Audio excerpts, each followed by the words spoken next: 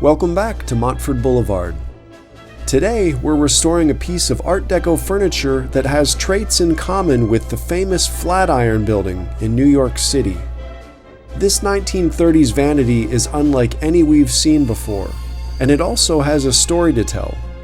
So stick around for another step-by-step Art Deco furniture restoration remake, and for a deeper look at one of the most compelling furniture styles of the past 100 years.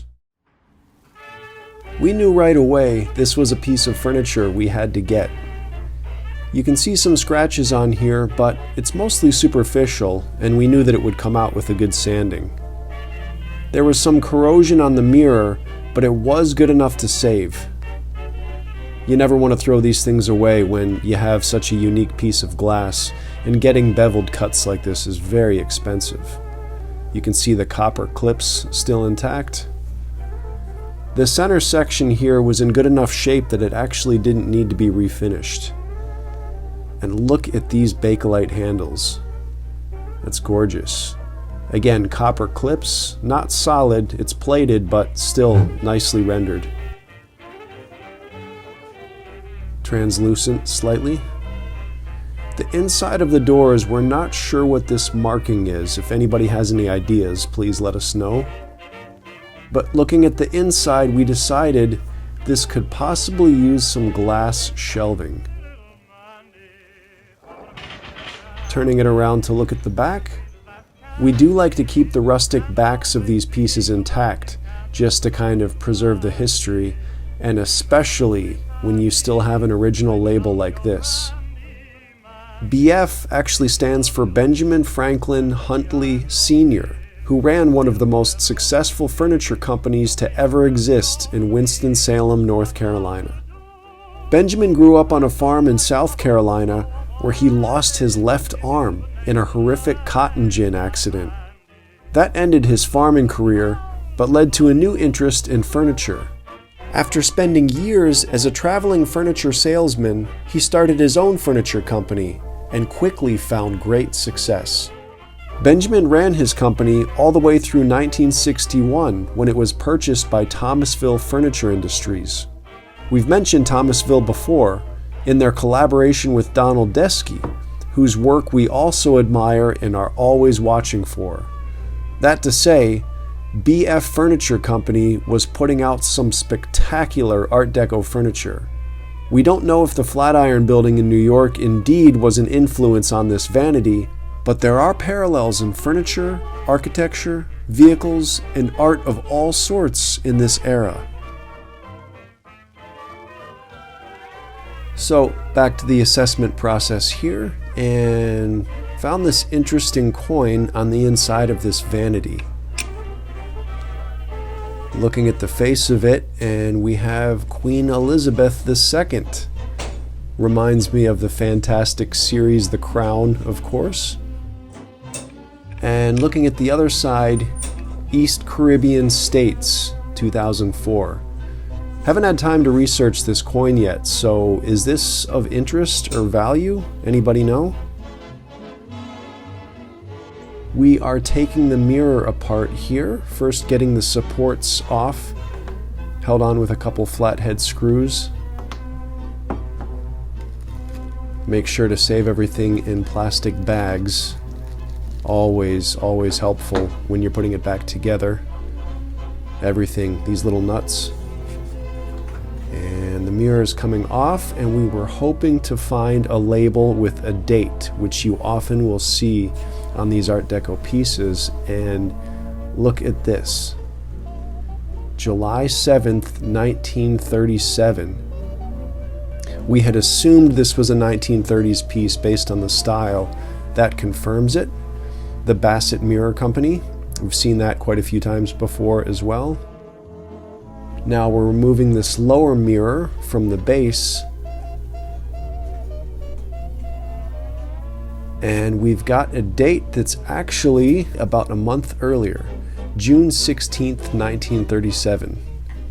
About 3 weeks apart. Now, before I sand this piece, I'm going to remove the hinges here. We were noticing that some of the hardware was colored brass and some of it was gold colored. Kind of interesting they didn't keep it all the same. Again, save all of the hardware. Taking a look at some of these scratches, and yeah, I'm pretty sure these are going to sand out just fine. And seeing some attractive grain underneath already, especially on these tops. I'm very curious to see how that turns out. Did notice that some of the veneer on the back is starting to chip off, so we'll need some Bondo. It looks like some color there. Somebody previously touched this up. Nothing too severe. And look at this paint spatter. It's always so annoying to see this on furniture. People rolling walls and not caring what's in the way. But it's all getting sanded off, so that's no problem. Got some Bondo.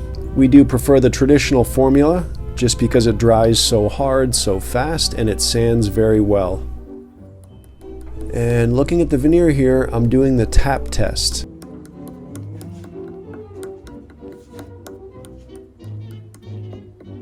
Hear that difference? That's how you locate if there's some loose veneer. So we're going to sneak some glue in there. This is 2-part epoxy, which will dry rather quickly, faster than wood glue.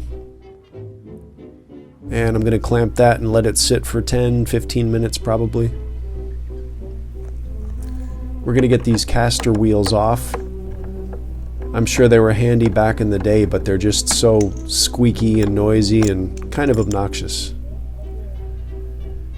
Taking the handles apart here, and those funny little rivets hold the handle out just to give it a little bit of extra class.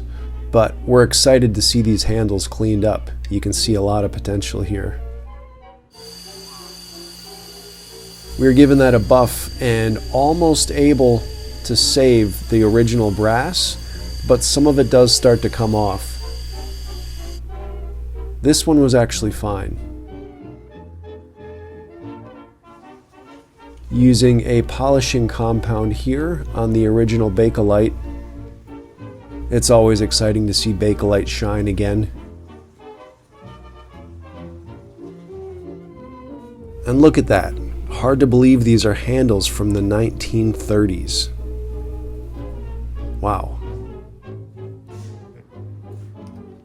So these brackets we noticed had some repairs, probably from the original factory. That's a mismatched piece of veneer.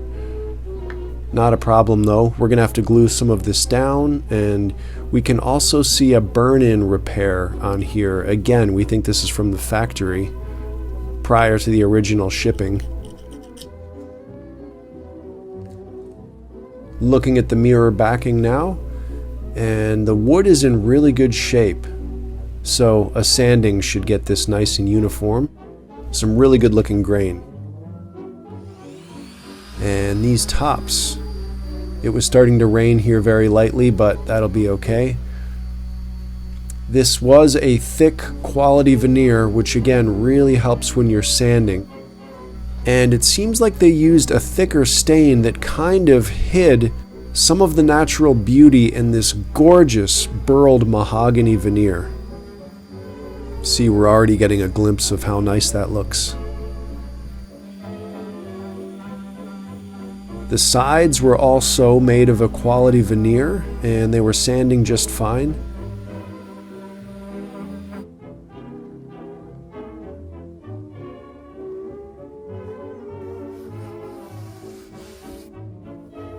And the shoes here are going to have to be hand sanded. That'll be a bit of work. But I was finding that this varnish, we're guessing it was, came off quite easily. That was a relief. It was a lighter, lower quality wood down here, but it was sturdy, and that's what really matters.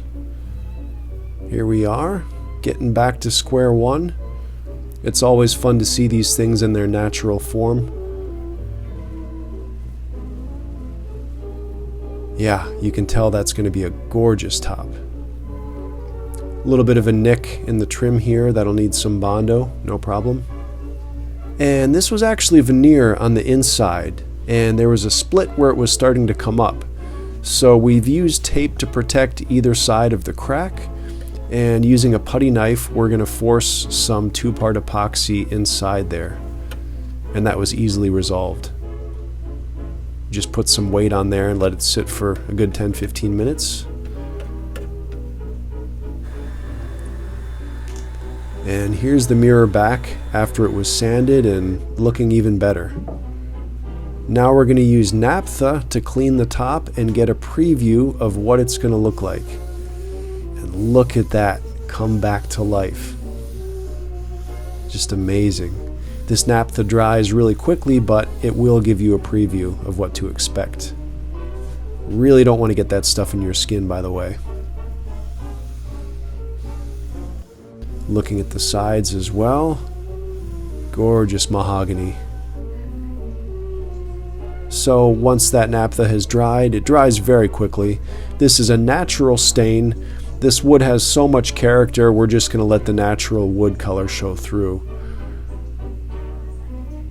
Oil-based stain here.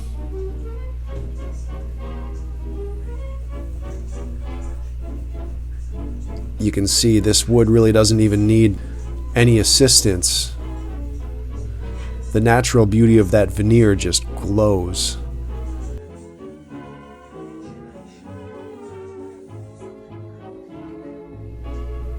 Now stain on the top. As advertised. There it is. We were so pleased with the way this looked. Adding stain is always one of the most satisfying parts of this process.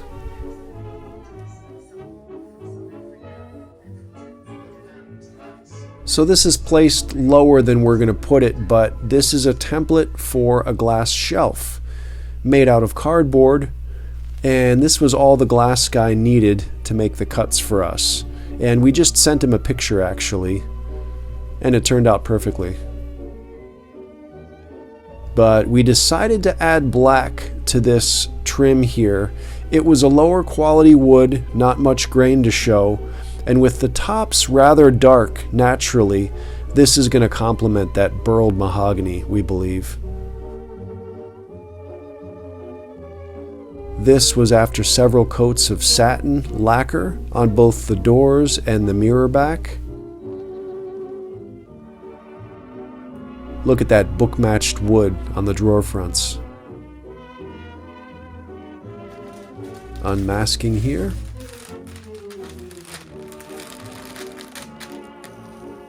And there you see the black just kind of pulling out the darks in the natural wood top. Tiger pattern almost. Now we are masking, and we're just going to add a thin band of black around this trim on the bottom. We're keeping the accents subtle here because this is more of a straight restoration. Looking at the mirror back now, and we also decided to add black just to the outside of the frame. Again, we're just assisting the natural wood, giving it a bit of a boost. The darks in the grain will really come through with this black accent. Had a bit of a boo-boo here. This tape was not sticking. We actually sent the other 5 rolls back, ordered it on Amazon, but not a problem when you're using lacquer products. This is Lacquer French lacquer. And if you're gentle, you can take off 1 layer at a time. So we've already sealed the stain underneath with lacquer, and the black paint is lacquer as well, so we can use this Lacquer French to remove it. 1 layer at a time, just like that. Now I'm going to seal that with some semi-gloss lacquer aerosol.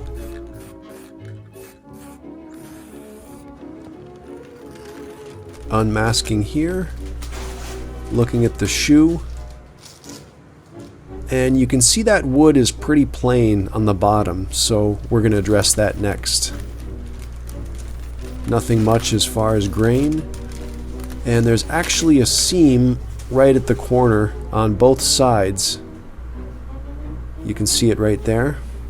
We're going to see if we can make that less noticeable. So we're using the door as a base here, and we're going to reference some of the oranges for the base coat. We're going to come back with browns over top of that, but we want to make sure that these shoes match the doors and all the other colors. This is how they turned out, and we're going to seal them with some semi-gloss lacquer. Blends nicely with the doors though, you can see. And we've gotten rid of the seams at the corners as well. Should have a nice consistent congruent look here. That's what we're going for. It's interesting, that natural lighter colored stripe at the bottom of this side. Just a bit of unique personality. And you can see those colors starting to go together really nicely. It'll be fun to get the doors back on and to put the glass in. Speaking of which, I will clean off the mirror now with some simple glass cleaner. And again, you can see a little bit of corrosion on this mirror, but given the fact that this is almost 100 years old, it's to be expected and definitely worth saving. Also adding just a slight black accent on the edges of the doors. And this thing is coming together pretty quickly. Now we have some felt that's going to act as protection behind the mirror. Originally there was a thin foam of sorts, but it was starting to come apart, so we're redoing that. These are going to be the supports for the glass shelving, cut according to the edges that we've measured. I then added some gel stain, that was nutmeg color, one of our favorites. We've got the height measured for the supports. And we're going to use both wood glue, Tight Bond 2, and also the nailer to hold that in place. We did measure to make sure that these are not going to poke through on the outside. And here's our glass that was cut. Just took a couple days. And we think this adds just a little bit of style and functionality as well. Cut on a diagonal to match the tops and bottoms as well. And look at these tops out in the sunlight, just glowing. Had to capture that moment. We are addressing the back now. Normally we would do this earlier, but since this has such an interesting tag, we again want to save it. Gonna sneak some glue underneath here. And there are already a bunch of nails all across this piece, so we're just gonna add in a few more just to make sure it stays down. These are feet, modern feet that we ordered. We've decided to give this piece just a little bit of a boost. We think that's going to make it more attractive and help with functionality. First, we need to get these sockets out. They can be kind of tough. The caster wheels were stuck in those originally. We're making a template now just to make sure that there is enough real estate on the bottom where these feet need to go. That's about where we want it. You can see a step there, so we'll need a small block.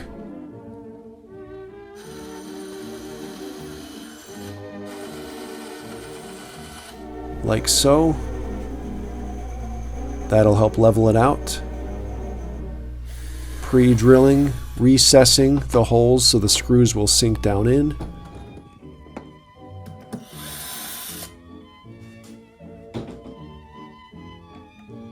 This handy little driver tool actually has a lot of torque. We'll put a link in the description if you want to check it out. Now this is the hardware that the new foot will screw into.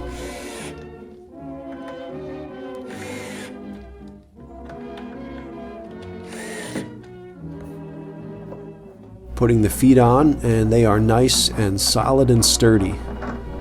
I think they add a bit of class too. We've got the screws freshly painted gold, as they originally were, as well as the hinges. And we are nearing completion on this thing already. Those are those funny little brass rivets that add just a little bit of extra flair to the handles, help them stand out a bit from the drawer front. Nice touch there. Again, can you believe these handles are from the 1930s? We just love Bakelite handles.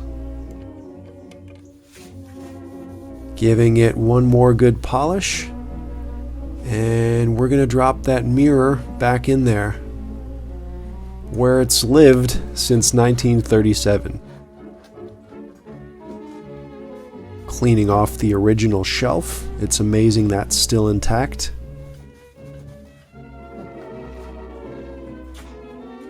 It's so enjoyable just doing these finishing touches. Fits right in there. This was really a well-constructed piece as well.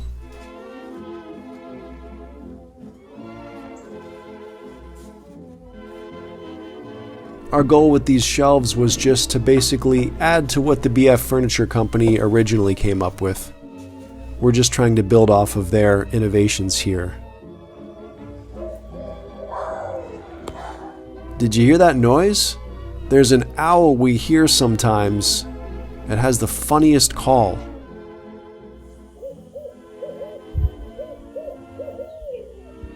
Has anybody heard that before? Any idea what kind of owl that is? Getting the mirror supports back on. And this gorgeous piece is ready for her close-up. And here's a look at the finished 1930s Art Deco vanity from the BF Furniture Company in Winston-Salem, North Carolina. The super tall mirror and the triangular compartments invoke the character of the Flatiron Building in New York City. This vanity is such a fine example of the Art Deco movement. It will be for sale in our store, so check the link in the description if it's of interest. With as much as we work with Art Deco furniture, we still keep uncovering pieces we've never seen before. Thank you so much for all of the likes and interactions. It really does help our channel. Speaking of which, here are a couple more videos you might appreciate. You're welcome back here at Montford Boulevard anytime.